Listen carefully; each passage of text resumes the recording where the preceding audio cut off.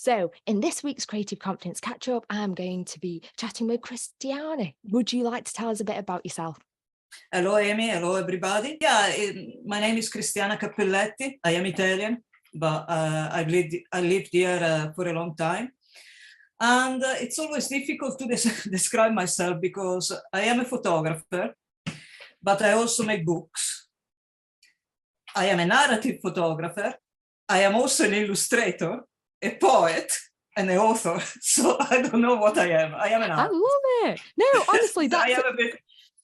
You're an all-rounder. That's what it sounds like to me. But yeah, absolutely incredible. No, that is great. But first question to you today is, when was the time that you felt like creativity helped you within a certain part of your life? And that could be in anything in general. Well, photography always helped me to survive my life and the bad experiences of my life. So I can give you an example if you want. So many years ago, I was living between Thailand and England. And at a certain point, I had a thrombosis in my head, in my brain, and I nearly died. Then I recovered, and I needed to go to the hospital because I had an appointment with my neurologist. And she said that the brain scan was clear and I was discharged. So it was great news, right? That's amazing. Yeah. Later on that day, my ex-partner left me for another woman, a younger woman. Okay. And obviously I felt betrayed, isolated because I was in Thailand. So to try to overcome it and to put up with it, to deal with it. In the mornings, I used to take the motorbike, the camera, and I used to explore places and go to places to take photos. So empty chairs, I used to convey my solitude, my loneliness. Broken things to convey my broken soul. And, I tried to hang on the things that I still found beautiful in life, like my cat sleeping on me, like, the golden light on the rocks, the seashore. And that is not the only time that I use photography to help me. Because I did the same when I went through cancer. Right, Breast cancer, and I started taking photos. I went to walks. I started taking photos there in hospital and everything, and then I put them in books because that is the next thing. So now I'm using all these photos from Thailand or from cancer and everything, and I put them in books. And they help me a lot because after so many years, you can go back, relive some moments and think, well, it was very bad. My mental health was, I was depressed, but now, look at now, you moved on. You can look at the photo and say, yeah, when I took that photo, I was really in a bad state of mind. But then you carry on and you are resilient and you push forward and then it's also nice that those photos you can put in a book or in a magazine, like I'm doing these days. And you share your experience, your feelings with other people. Yeah. I think it's very good. Yeah, and that's I really like the way that you kind of articulated that then, because when you do have take a photo and things like that, I always find it does bring about memories and stuff like that. So have a book that's kind of where this is all documented, I suppose it gives you that sort of, there are bits where it will be nostalgic, where it is that you'd love to relive those moments again, but then there will be others where it's like, whoa, that was a bad time, but it makes you feel a bit more happy with yourself because you've overcome those obstacles. Exactly. It couldn't have been worse for me in those moments. Do you see what I mean? And it was very bad, but photography always helped me. Maybe because I use it also as therapy. Right, okay. It keeps me company because when I go out there and explore places and I see something beautiful, sometimes it can be even just a ray of light hitting a plant, Yeah. or something I never seen before, or colors or anything. And then I go back and I put them on the computer and I start looking at them. But it's better to look them back when you are over it, if you see what I mean, because Yeah. at that point, I was depressed, anxious, I didn't know what to do, because my partner and I were together for 13 years, for example, and suddenly he had this younger woman, and I was like thrown away. Yeah. But then I also use nature. I could see the crabs that were eating each other. I could see when it was raining in Thailand, all the grass was super green and everything was growing when there was nothing the day before. So I said, yeah, I'm really a product of nature. Everything is new. They want you, they don't want you. One day you are loved, the next you ain't. One day I was walking, the next I wasn't, because I was in hospital. And it's difficult, Yeah. I think, for humans to accept that life is quite random. It is. It really is. Yeah. But when you finally accept that, you go, okay, I am part of this randomness, and you got to live. I think you have to make the most of what you got and use what you have to be able to survive. Yeah, definitely. Well, in terms of like your experiences then, in terms of like photography and how it kind of, what it kind of means to you. So does photography then help you to like document the lives of others, like within your own projects? Yes, I've been making books with Peter Smith, one of the local artists that probably you know. Yeah, he's got some great stuff. Yeah, sculptural stuff. And I don't know, I can show you, I prepared here something just to show Oh other wow, people. this is great. Yeah, this is a book that I made with him, for him, and it's about his work in his studio space at the Airspace Gallery in Stockholm-Trent. Because, what I love about, we have known each other for many years. And I started taking photos of his artwork 12 years ago.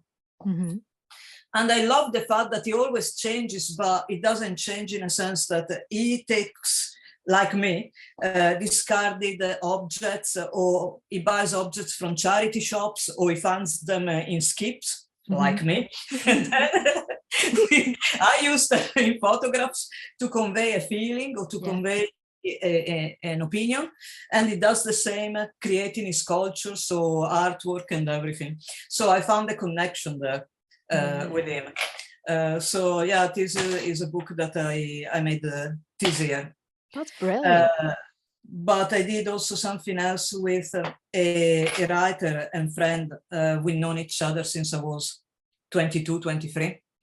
And this one is in Italian. Oh wow. It's called the Psychomagic of Love and Death. And it contains my photos and these poems. Wow. And I love doing that, because in the past, we came together and he let me free to express myself with my photographs. And there is a connection between what he writes in his poems and my photographs. Really? So really, I love collaborating with people. So it's like common thread sort of thing, and that's what I love. Like, because we were just briefly before coming on here today, we were talking about this idea of community, and I know for yourself, you've had like a different sort of experience to probably what other people have kind of maybe have experienced. But what I really like here is this sort of collaborating within. With these different sorts of individuals, there is common threads that bring about this creative sort of community. But I wondered if you'd like to share any more on that then. I don't know what I liked about the community, the artist community, but also the community in general, is that we were able to use the X Factory, SPOD, in Stoke, empty shops in Stoke, the town halls in Burslem, London, and everything that they were empty at that time, and fill them with artwork from the local artists, and it's there where I met James. Right. Yes. And then we started collaborating on other projects and everything, and that's what I love doing, because you bring together lots of artists, and then you give the chance to an empty space that was very important and was essential at a certain point in the life of many.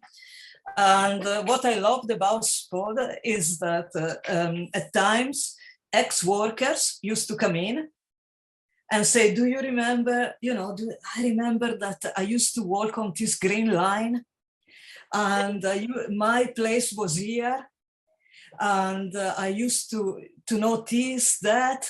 Do you see what I mean? So is this the actual Spode factory then? And people are, so if people don't know what Spode is, so Spode is basically it used to be an old pot bank, and now it's becoming this sort of, it's being regenerated, and now what is happening there now, there's a cafe, there's a sort of hotel sort of thing, and then we've got like artist studios, so it's becoming more of a creative hub now, even though it was initially a sort of industrialized sort of space. It is now being utilized in a different way, but it's still creative orientated. But I absolutely love that. That's how you were kind of. It was beautiful also because I used to have tea with Alan Shelton, that was the security guard. Love Alan. Mick, I don't remember his surname, but old Mick, that used to grow flowers, plants. He was 70 over years old, and I even did a project on him it was about pensioners that were still working in some capacity. And he was so strong, and he was cleaning all sport inside out, and I took lots of photos of him, and then we put it up an exhibition with Letting in the Light. I don't know if you know them. Another organization, in Stoke-on-Trent, showing all these all the elderlies, let's call him like that were still working and actively in society. But for example, sport for me it's a lot, because first of all I loved Alan and the security guards. And we all used to, because I am Italian, ciao, ciao, no? At the end, everybody, instead of saying bye, was all ciao, ciao, and I loved that. And they were always there to support me. But for example, with Alan Shelton, I have a soft spot because he helped me a lot while I was doing the exhibition and the photos. And he had a brother that had cancer. And when I put together the structure with David Newey, that is no longer with us. Yeah, another incredible artist, and he was a good artist, and he told me to build this huge cube with metal shelves. I don't know, he deconstructed and then constructed again in the space. Then when there was the opening and I was there, some people were a bit put off by my photos of cancer, because obviously I was taking also photos of my breast in various stages of therapy, radiotherapy, operations, and you can't expect people to be, how can I say, some people have problems to look at some kind of images. If you see what I mean. Yes. But others shared their cancer stories with me. Wow. And that is a moment of pure connection with another human being that you never met before. And just for the pure fact of being there in an X Factory, looking at some photos, and obviously they bring back their memory and their story, and they share it with me. I mean, it can't get any better than that, in my opinion. And it feels like, I suppose, with you putting that out there, it helps them to feel a bit more heard, because they've probably got so many emotions that have been left there inside for ages. But then when other people have been through like a similar sort of situation, and those people get together, that's where like proper connection can be Well, made. That's it's like incredible. Yeah. artists, they get each other, and people that have a tears experience or experience of being in Yeah. war or experience of being, I don't know, having this illness instead of another. When you meet people that they have the same sort of experience, you get them. When Yeah. they say, I was there having radiotherapy, and you just go back there in the radiotherapy room and you go, yeah, do you see what I mean? And it's good. It's good also to remember the people that are not here with us anymore. Yes, I Because was going to say, yeah, going back to like James, who also isn't no longer with us. Do you kind of want to tell us a bit about what you've been doing in terms of recording his practice as well? Well, James, we met possibly at some exhibitions, possibly dust exhibition in London, Wow. Yeah. possibly. And I was appreciating his work because there were these beautiful paintings with stripes. I don't know if you remember them. I think I know which Or ones you mean, blue yeah. and red stripes. And we started talking. And then when Chris Reader wanted to organize with me an exhibition at the Majestic down in Stoke-on-Trent, Yeah. I said yes. And James was part of the artists that, exhibit there. And we started talking, and I really appreciate his work. And I met also his sister that was there. And, we found a connection. Skip to a few years after that meeting, and I received a message from him from hospital, and he said, "Hi, Cristiana, I am in hospital. Unfortunately, I got cancer. They're sending me back tomorrow, I think, home with a plan and everything. But I'd like you to consider my work if you're gonna have another exhibition in the future. Yeah. And I'd like you to contact my nephew, Miles Scott, because I'm gonna leave my artwork to him when I die." And I don't know, I felt that he thought he was going home and have at least 2 or 3 months to live still. But I felt something strange in me. So what I did is I contacted his nephew straight away. And it was an awkward phone call, because obviously I was asking about these things. We never met before. His uncle was in hospital and ill, so it was a bit. But next thing I know is that I found on Facebook a post saying, "James, my father James, died today." That's so it's literally like that. It's like, so I get a message, and then he dies. It's like, so it was very difficult for me, because obviously it was a blow, because I expected to go meet him, talk about it, organize it together, whatever. But what we decided to do with Miles and Miles' mother, James's sister Lucille, was to try to organize an exhibition of his work in Stoke-on-Trent, because James didn't come from here, but he lived here for 20 odd years. So all his friends, all his exhibitions, all his work even was about Stoke-on-Trent. So we asked the Airspace Gallery, the other gallery in Leek, but they were all 2 years behind schedule because of COVID. And obviously we couldn't keep the artwork where he was in his house, because the house was going to be sold. And Lucille and Miles, one lives in London, the other one lives somewhere else. So it was very difficult to organize.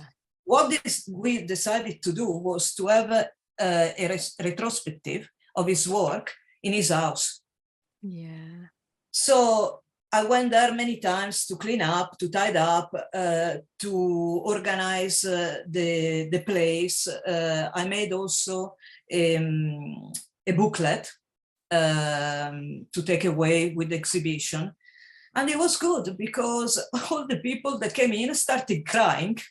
Oh. And I tried not to cry because obviously I had to say hello to plenty of people and try to stay focused on the job. Focus, yeah. But obviously, when you walked in and you knew that it was his house and you had in front of you all his beautiful work, sculptures, paintings, old paintings that nobody ever knew they existed. And then I prepared a room just with his workbooks that he loved and I loved. And so it was very emotional, but also his family was there, his sisters and everything. And it was very good to do that for James. And then I kept posting on we created an Instagram account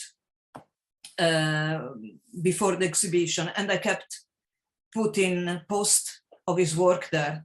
But obviously it's more difficult now. So, but yeah, James, I still got a couple of things that Miles gave to me to remember by. So he was such a lovely guy. He always used to come to like the open studios at Akava and here in Stoke-on-Trent, and it was just really nice. Whenever there was like some arts thing going on, he'd come and say hello, and just such a nice guy. But also his work, I could relate to him also because reading the art books, the workbooks and everything, I could see where his inspiration was. He was half in the city and half in nature, like me. I like cities and I like nature, and I could really go through all his books and the inspiration, and I don't know, it was a beautiful experience. And I still got all his, I look down because they're all there in a box there, all his work photographs, and they're hundreds. And they're not great photos, but you can see where his inspiration came from. And I'd like to do something with them, but I still don't know what. Well, it's interesting. Like with that, it does go to show, just like in that circumstance, the importance of a photograph in whatever form, because it captures a memory of a person, a place, and it brings back memories, doesn't it? Even when the photos are not great, it doesn't matter. I always say to my friends, because they say, no, I wish you were here because no, look, mobile phone, cheap camera, whatever it is, take a photo. And then you can use even that. If the idea, if the narrative, if the moment means something to you, you can use it. You don't need to be this great photographer, have the best, 10,000 pounds camera with you. I'm not like that. I mean, I think that you can create something if you want, also with, I don't know, standard photographs. Mm-hmm. Actually, talking about that, with Latin in the Line, we did a project in Newcastle under Lyme, and we asked all the locals about their memories of places, and if they had some old photographs, to bring it in. We were scanning them and then printing them.